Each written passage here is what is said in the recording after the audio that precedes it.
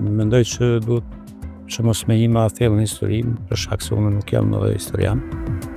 Po flasim për shembull prej pavarësisë, kur Kosova ishte një shtet i ri, kuptohet i bresht me institucionet të reja të sapo formuara. Mullat aty ishin të sofistikuar.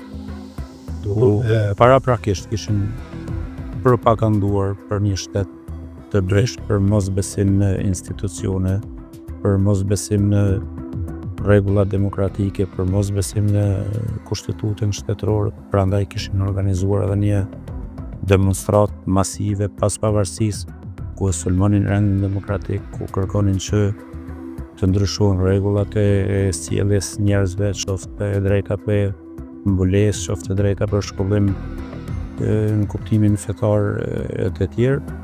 Por ky ishte vetëm një maskim i tyre. Ju keni shkruar Misirin e vogël dhe Shkrimtarin, ku trajtoni gjendjen sociale dhe kulturore që nga koha kur liria ishte vetëm projekt e deri në ditët e sot. I këtij prizmi, si e shihni evoluimin e shoqërisë kosovare? Bravo që nga tani nëse u punë deri në ditët kur ka ardhur në botim.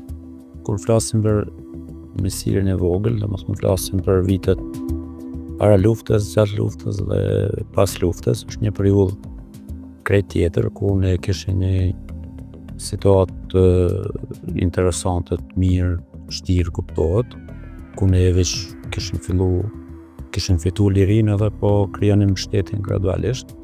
Shoqëria nuk preokupoi shumë për çështjet fetare ose çështjet e besimit dhe nuk kishin probleme brendshme as brenda, kishim të prioritet kishin të gjithëve dhe të përballë Serbisë dhe vetvetes në kuptim të shtetformimit.